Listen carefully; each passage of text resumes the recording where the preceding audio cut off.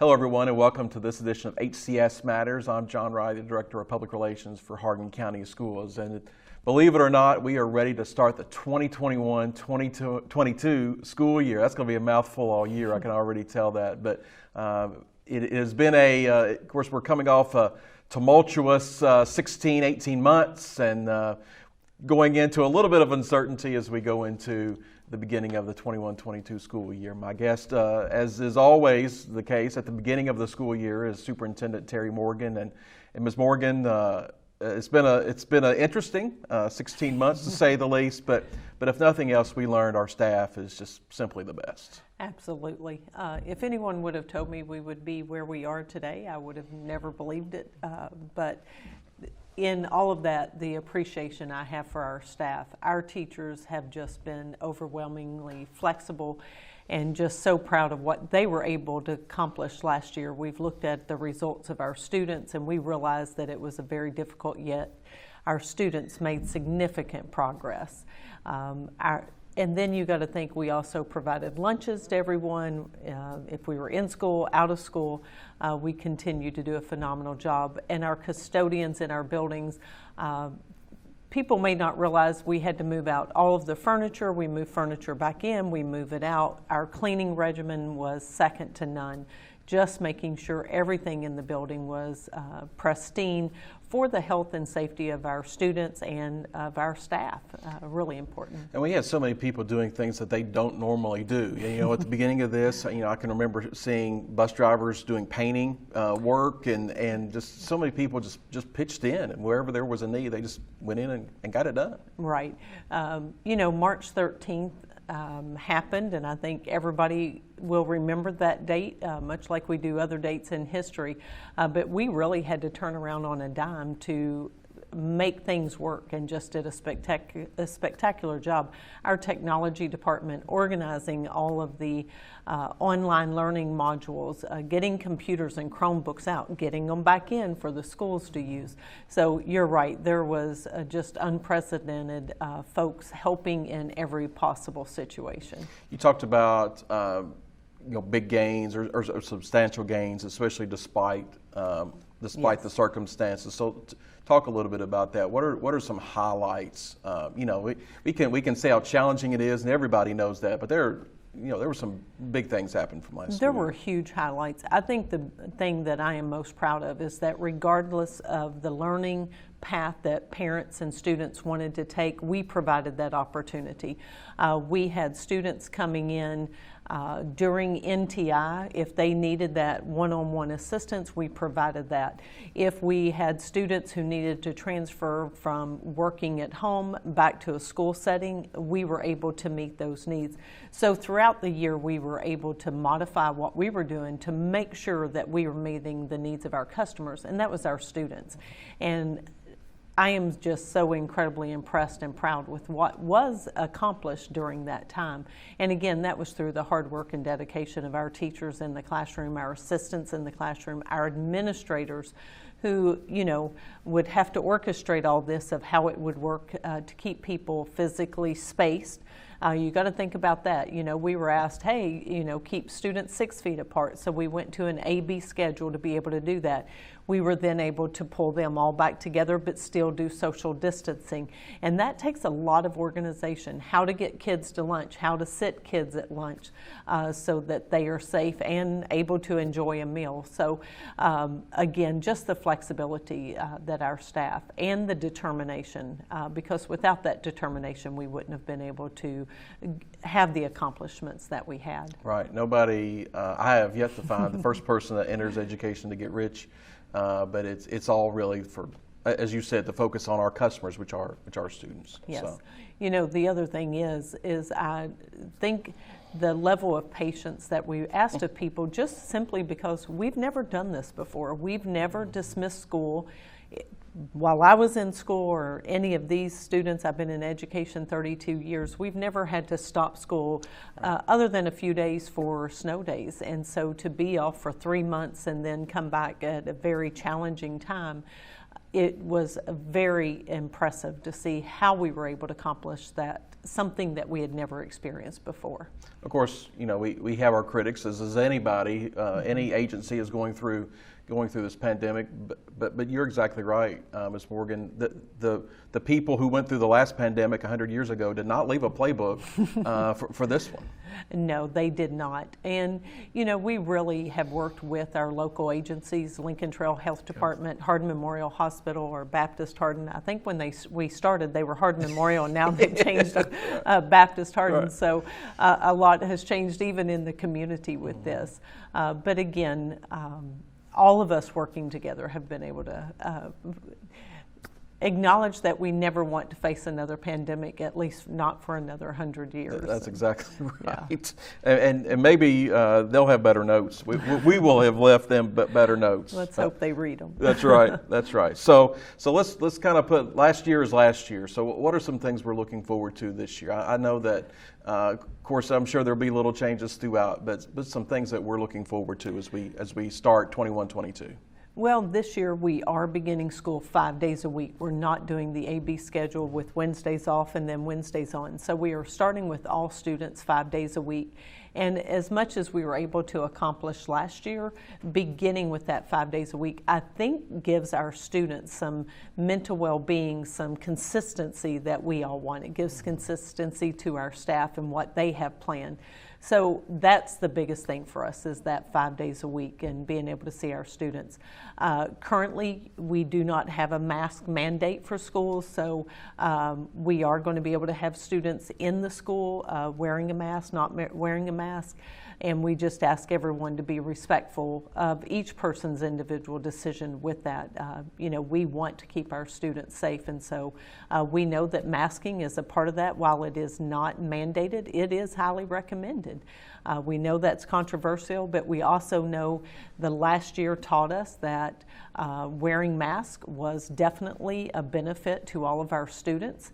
And we know some students have been vaccinated. We know most staff have been vaccinated, but we can't say that for everyone. So the mask is a positive way to keep our students safe at a small sacrifice of simply wearing a mask. Right, and that's not a political statement by the district. We can't be political, don't want to be political, but you're right. We have to do things to keep our students safe. Yes, and again, we rely on our local health officials to look at the situation, and they have all said, hey, wear masks, social distance, wash your hands, good hygiene, clean the building, wipe down surfaces, wipe down where rails in schools. Although, you know, it's interesting, I was at Central Hardin High School watching students walking up the stairs, and normally they would grab hold of the rails, and even the students are aware, wait, that might be a highly touched area, so I'm going to walk without touching the rails. And it sounds like a small thing, but it's amazing how resilient our students have been through this process as well. Well, that's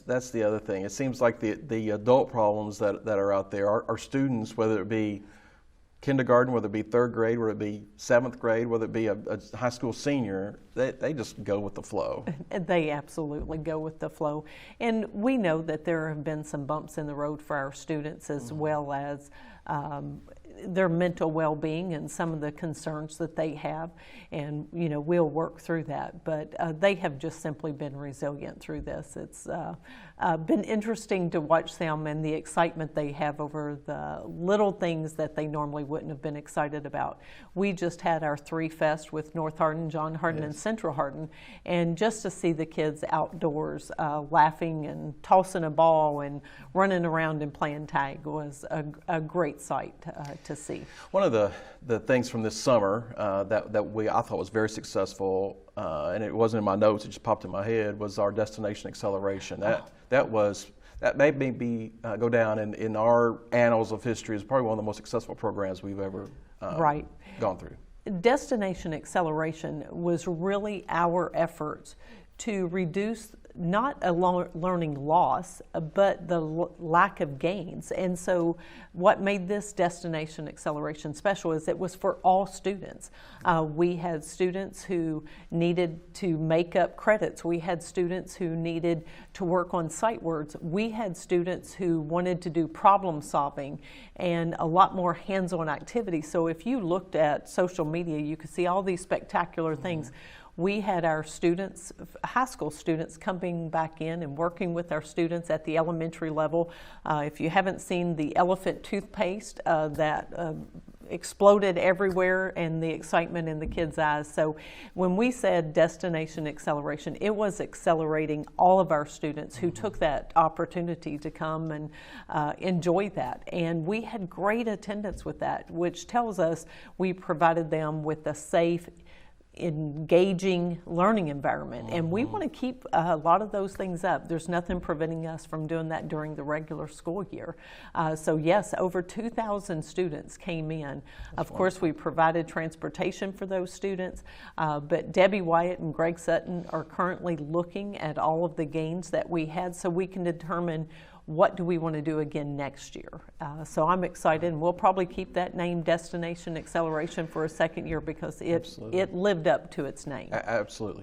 So one of the big things instructionally, and I'm sure you know of lots of others, but one of the big things instructionally I know will change is the MAP test is going. We're using a different form of assessing where our students are. Yes. So we have done MAP, I'm going to guess, for at least the last 20 years in Hardin County, and we were needing another tool, so we have transferred over to iReady. We had some teachers who had taught in other states came back and said, this test you can do more often, and you can base your groups to make sure you're doing differentiated instruction for those students who may need sight words, and maybe those students who are ready to read on a 5th grade level and answer those critical thinking questions at that level as well.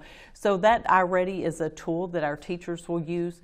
Our parents will have to get used to a different format of how we send information home, but it is really a more up-to-date version. We won't be just doing it at the beginning of school and winter break and at the end of the year. We will use that as a tool throughout the school year to decide exactly what skills our students are missing and to fill in those holes, and then to make sure we're moving students forward as far as they can go. Sometimes we don't always know.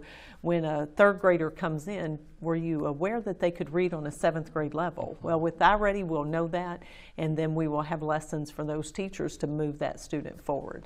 Professional development this summer. This is coming up on my 11th school year, or my 12th school. Anyway, for a while. But it seems like this summer it's been a lot more intense. It's been a lot more engaging professional development this summer. Again, Debbie White and Kim Hensley started working on professional development in August of 2020 for this summer, and we had over 90 different opportunities for our staff to go to that training. Assistants, classified personnel, certified teachers. We had Orton Gillingham training, which is a very specific system for teaching phonemic awareness and phonics, and beyond phonics, just how to read and break down Latin Greek root words. So our teachers spent 5 days going through that training. We will be doing that for the many summers to come to make sure all of our teachers are trained in that. We had classes on diversity. We had classes on mental well-being. So there was a variety of items for our staff, and I have received multiple emails, actually a text message Friday night just saying, I just attended one of the best in-services I've been to in Hardin County. Thank you for making that possible. That's wonderful. Wonderful. Talking about our staff, our board felt it was important this summer. Of course, they've always done this, but they really felt it was important enough to retain and then recruit the best employees that we could find. And so the board gave a 3% pay raise to all positions in the district, a $2 an hour raise to our bus drivers to retain and recruit. But our board really believes in our mission. Absolutely. I can't say enough about our board. They really complement each other with the various backgrounds that they have. They bring a lot. I don't know that people realize the amount of dedication it takes to be a board member. You have emails and phone calls, about people's varying views, and they are elected to represent the people that voted them into the office. And they realize that educating our children is the mission of all of Hardin County. All of the voters want our community to be better, and you do that by having a strong education system. And by giving that 3% raise, not only did they acknowledge the hardships of this past year, past 16 months, and the difficulties it was to be a teacher and have to switch around on a dime, but they also want to attract the best and brightest. And when you can begin other jobs at the same rate as educators who have spent 4 years in college, it is very difficult to say this is the best profession. So our board felt it necessary to give that 3% raise to attract the best people into Hardin County. And I'm certainly excited about the new hires that we have, excited that we have bus drivers ready to roll this August, and I'm just looking forward to that. And again, thanks to our board members for recognizing that we want the best staff in here, and we want to retain the best staff in Hardin County. Now, we have some shortages in areas. It seems like we always do, and we always overcome those. So probably patience is especially here at the beginning of the school year, is a key word that we want to ask parents for, right? Right. Well, and we've hired multiple new bus drivers this year. At the end of last year, we had several to retire. So we have new bus drivers, so that means they're learning a new route. Now, you've noticed buses. I received an email about why are there empty buses out on the road right now, and that's not a good use of taxpayer dollars. But yet it is required for those bus drivers to do update training. So they have to go out. You'll notice there's a mentor in one of the seats, or safety officer, observing them driving, make sure they can transport our students safely. So that is a required amount of training, and every bus driver has to do that every summer. So that's why you're seeing the buses not full to capacity with students, but just keeping that up. But we always need bus drivers, and we continue to hire teachers right now, even on August the 2nd. Part of that is because with the ESSER funds, we have hired teachers to work with enrichment in our middle schools. We've hired teachers to work with remediation in our elementary, middle, and high schools. So we're hiring more people now than what we generally do in a summer. So of course that leaves us with a few openings in the district. Right. So we encourage anyone who has moved into the area, who knows a teacher, encourage them to apply through our district website. And when we ask also parents for patience, we ask them to kind of have a positive attitude in the fact that, look, things have changed since, I'll tell my age, I graduated high school in 1991. So things have changed a little bit since 1991 in the way we do things. So just have that positive attitude, and don't focus on the way things were, but focus on the way things are. Yeah, you know, we met with business and industry, and the things they told us they needed is students who can work with one another. Very few of us are in a job that you are just isolated. There are some of those jobs. The second thing, they needed problem solvers. They want students to come in, and when there's a problem, they can figure it out, not just look for someone to come in and solve the problem for them. As far as the rote memory skills, you know, spelling, math, you can use that phone for pretty much anything. So our job sites are saying, give us people who can come in and work and solve those problems. Don't worry about the training part, just send them in ready to work. And we're certainly focusing on that in Hardin County. Well, so a big part of that is our work ethic certification program, which has been in existence now for several years, but we are now starting to trickle it down to our elementary and our middle schools. It's been in our middle schools for some time, but really the work of Lisa Slave and Stacy Bronner and some other folks have really students in elementary schools are going to be knowing what those grade 8 standards are at an early age. Absolutely. We have broken down the grade 8 standards so that kindergarten has a standard, first grade has a standard. So by the time they leave elementary school, they have been taught those standards and what that looks like in the classroom. So working together is one that we really start early on in kindergarten, that cooperative learning, because that's a skill, you know, when you're young, it's all about you, and hopefully you get beyond that at some point. And so we have broken that down. I'm really excited excited, and I know we'll be asking for the community's help with this. We will be interviewing our 5th graders just to give them the opportunity to shake hands, have eye contact, respond to someone, how to have a conversation that's not on the phone, not a text message, but just an honest conversation with someone. And we will do that at the end of 5th grade, just asking them what they've learned about the grade 8 standards. Then when they get to middle school, we really have career exploration, which goes into the work ethic certification. You need to know what you're interested in before you can start making those very difficult decisions. So at 6th, 7th, and 8th graders, they will be introduced to different career opportunities. And for example, we have drone certification now. Students can go through, get their drone certification. Well, our students are like, oh, drones are fun, and maybe they've seen it on those on TV where they have the races. But yet we know our farmers use drones as a service. We know our realtors use drones as a service. So we're trying to teach them, yeah, it's a fun tool, but here's the way it's used in a working environment. We're working with Fort Knox right now for drone certification in security, using drones for those purposes. So there's just a multitude of things that we're doing with the work ethic standards to make sure. And then, of course, as seniors in high school, they take that final work ethic certification interview. You've participated, and that is such a great resource for our students. Some of them have never been interviewed before. They're very nervous, and we give them that practice interview first off at the high school, and then a real interview for work ethic certification, and they can earn the work ethic certification accords, which then leads them to be able to have an interview at any place. One of our partners who is work ethic certified community member. Right. The opportunities for success have always kind of been, and this is, work ethic certification is one of those, but it seems like opportunities, we always talk about opportunities in this district, and we're fortunate to have a lot of our kids for success. Yeah. We have 38 pathways, our newest one being residential maintenance and criminal justice pathway. And those have grown tremendously. Yes, they have, maybe more than what we expected in a year. Had to hire a few more staff members there. But the criminal justice, we've been working with police officers. We now have a training program for those students in criminal justice.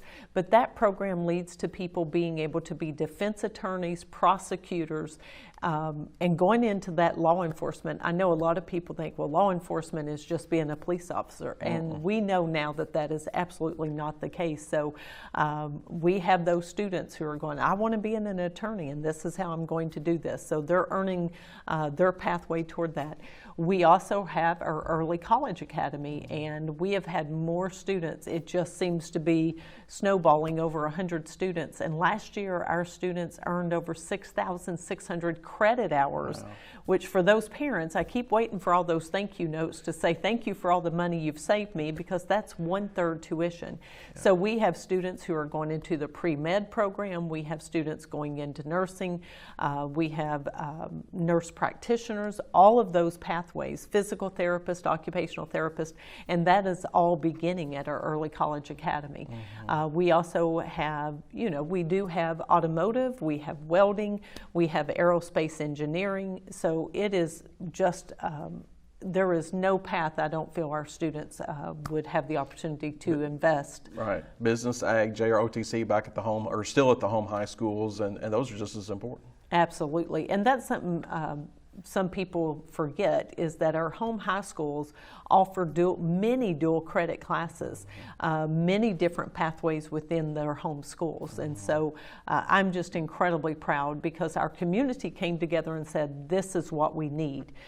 Could you as an educational establishment make sure that we have workforce ready to hire either when they leave high school or when they leave college? And I definitely think we have stepped up to that challenge. Absolutely. This year, you mentioned it earlier, but mental health, we work to keep our students physically healthy, but I think we've really seen and really had to focus in on a mental health component of that. Absolutely. I'm working with a group with Baptist Hardin right now, and they just did a survey of the community of Hardin County and the surrounding areas that generally come to Baptist Hardin for services. And mental health was one of the top concerns that people had in this area. And the same applies for our students. It's been a very difficult year for them not to be able to get out and socialize like they generally do, not to come to those events. So in Hardin County, with our partnership with Cumberland Health, we have hired, or Cumberland Health has hired 9 mental health counselors to work with students. You're going to notice this year we've asked each of our schools to have a plan for social emotional learning. And what that means is we are going to work with students to make sure they are mentally and physically healthy, and what can we do to assist them if they have those challenges. Many times during the year, parents will come to us and say, can you help? And so we now have the resources to help with that. Of course, we know we are blessed in Hardin County to have many outside agencies, but if the families can't get into those agencies, we will have assistance at the school. Our high schools do a survey with our students that say, tell us 3 adults that you trust to talk with. And if that student responds with 3 blanks, we know that's a student we need to reach out to make sure that they are healthy and at a mental place that they can be successful in school and successful in life. We've got about a minute left. I know you're looking forward to the school year just for there are probably so many reasons, but give me one big reason why you're looking forward to the school year. I am just so excited to get students back that 5 days a week. I think that consistency not only is motivational for our students, but for our staff. They are just going to be excited to have our students back in the classroom. We will have a very small opportunity to make up the losses that some of our students have last year.